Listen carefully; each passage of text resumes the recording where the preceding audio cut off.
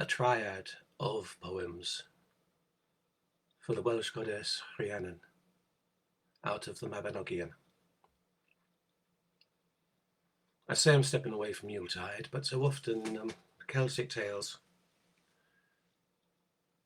it happens at the midwinter feast that the host will insist on seeing a wonder before they eat, a marvel. It doesn't specify in the tales, the Mabinogion, whether this does occur in a Yuletide feast or rather a midwinter feast. But the wonder seen by Prince Poole from the top of a burial mound was a fair woman riding gently along the road. And no matter how fast the riders he sent to catch her, none of them could catch up with her, and even he on his best steed was unable to catch her. So these may be relevant to Yuletide too. There's a lot I don't know about Rhiannon. I just know little bits from tales in the Mabinogion and elsewhere. She is a goddess connected with the horses, as is seen in her first encounter of this woman riding. That was almost her courting of the Prince Poole, and they married, had a child. A mysterious thing happened with the baby. It disappeared in the night, and the stories told by the nursemaids set to look after him were that Rhiannon herself had killed and eaten him, not saying a word really in her own defence. Her husband Poole refused to kill her as the people wanted, but instead set her a penance of meeting people at the castle gates and becoming their horse, carrying them into the castle proper and telling them the tale of what she's supposed to have done.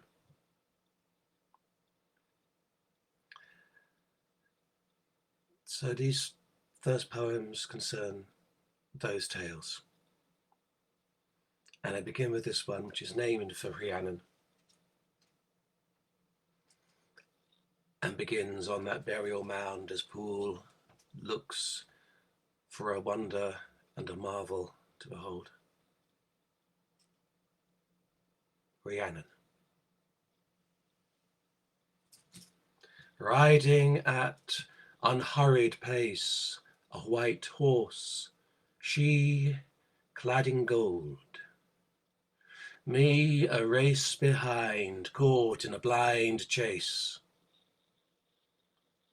Her with gleam on cloth and hair, undisturbed by wind or travel, I despair, bite hard upon the blighted air.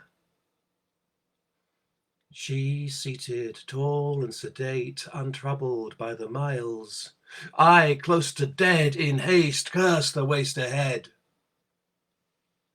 She, at ease, through summer grove and heather-banked moors lightly stepped. I move screaming limbs and dreaming love.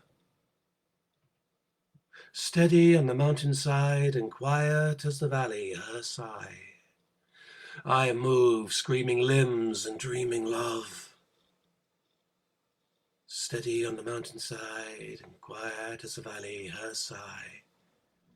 Ride I an avalanche, staunch pride. As gentle as the last wave over sand, she light as spray. My craving her, or else my early grave. Horse and rider lose their way, she alone disappearing like the day. Lady, cried at last, please, stay.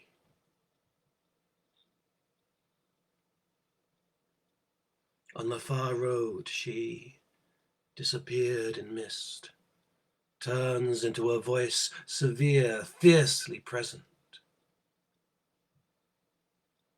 she is here.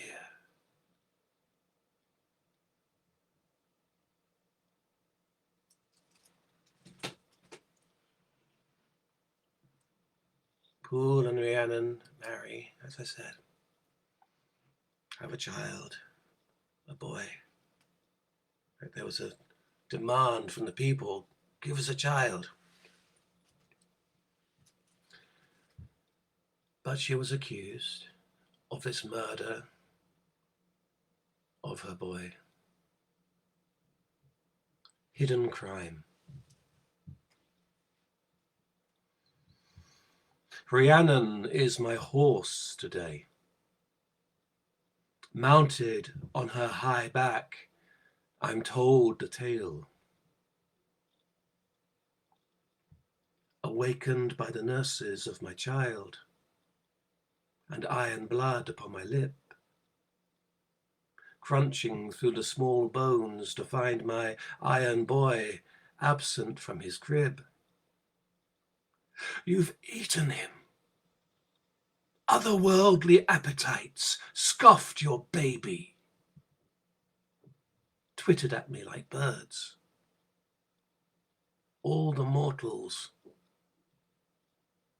need carrying to the castle, tale bearing.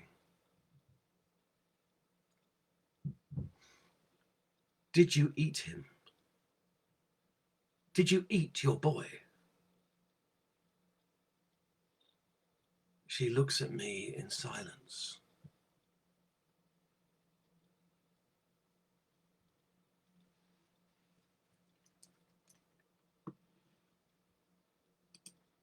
I said a triad of poems. That was in fact an extra one thrown in. This is the second of the triad.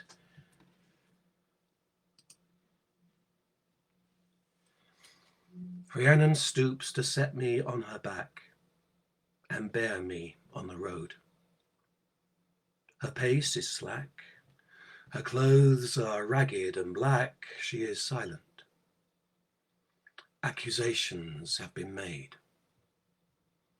Her child's lack, his absence from the crib, is not explained. She said no word, nor why her mouth was stained with blood, all colour else drained from her face, to hear the condemnation unrestrained, as those set to mind the babe spoke with dread of fearsome cries in darkness, the fire dead, of bones scattered near the bed, Rhiannon waking wild-eyed. The nursewomen fled, calling to Poole anon, see what your wife, your otherworldly queen, has done. The life of your baby boy with knife she's torn out and eaten in her mood and mother strife. Silent she, who'd rode serenely with command, Poole dashing loud after to make her stand, no power in his whipping hand, only asking, lady, please, will you stay, queen of my land?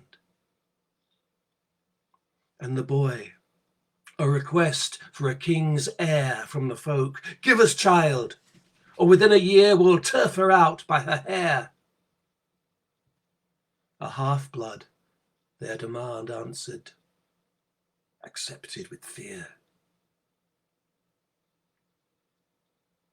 This the one who'd bear me now, silent horse, and all who come to Narberth gates, the forced upon repentance, remorse, and cold shame, keeping her from death and the king's divorce.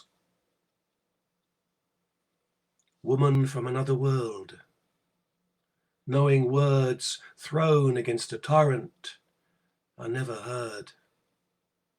Twist the clear into absurd, keeps her counsel, holds communion only with her birds. The truth, of course, is stranger than the tale, and must be heard with the heart. The soft veil may flutter in the fraught gale, but keep silence, hush. Truth is sturdy, 'tis belief is frail. I would have this known, set against the stain. Upon your back I'll shelter you from rain, heal and remedy your pain. You've borne me once before, mother. Come, bear me again.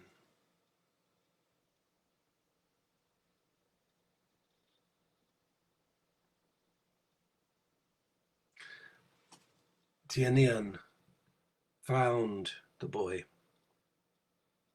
after fighting off a monster that had been snatching his newborn colt.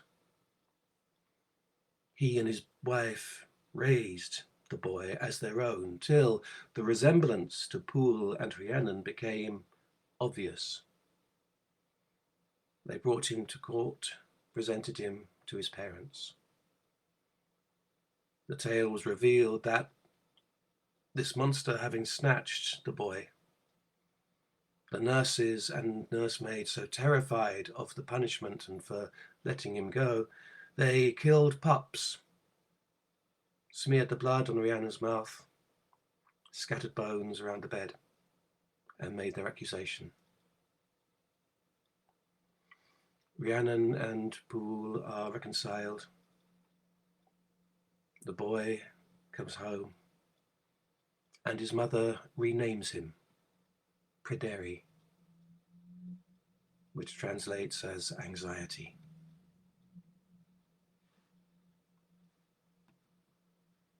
That was the second of this triad, and is titled Pryderi. For the last, mention was made in that one last of the birds of Rhiannon, her confidants and companions. Not much is known about these birds, the Adar Rhiannon. I found mention of them in two tales. One is in the story of Branwen, when Bran, the blessed king of the island then, having fought a terrible war against Ireland, in which many of the Welsh and many of the Irish have died, and he himself was poisoned. He asked his followers to strike off his head and carry him to a hill and a certain chamber, and there he entertained them with stories and songs and jokes for a number of years. Finally, one of the company opened a particular door, and all the grief of what had happened came back to them. I think the tale says that it's part of the bird's magic that they were able to live through that time. They're mentioned again in the wooing of Olwyn by Culhwch.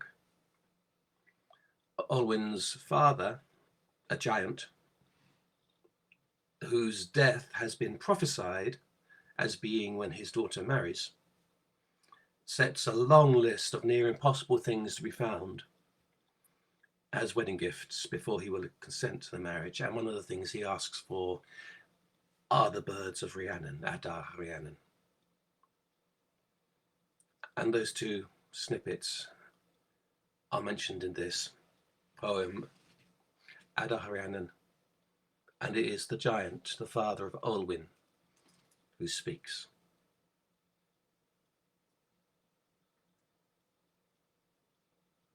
Many years watching, as the severed head laughed with its companions, the Welsh dead going slowly to their bed. Be merry, and open not the western door, he'd said. I thought he had a blessed magic, Bran, to keep the joy alive for every man who from that last battle ran alive. when all the rest and all the best of Ireland did not survive. Oh, what grief you small men will look away from. I thought he, but then I saw his sleeping raven did not sing. Still the song of peace and sweet forgotten hung upon the air, flowing from the sea, a flawless wave of sound and melody, overlapping harmony, spun from breasts of bruised Rhiannon's birds in rhapsody. Birds displacing time, singing for today, the one, the second singing all away, the third for what else yet may be. Moments held in breath though the waters pull and sway. And when in careless curiosity the door was opened, full ferocity of grief, loss and memory fell on men mended. I saw those birds fly to sweet Rhiannon's hand, so these you shall fetch for me.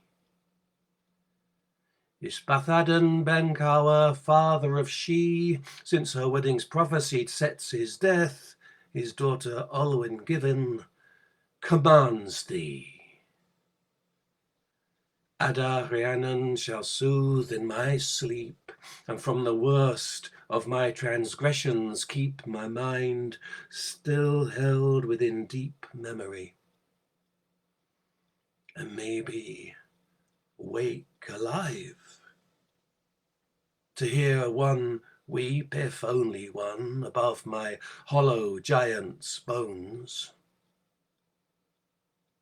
May Rhiannon's gentle birds fly across troubled sea and sky to calm and to soothe my shaven face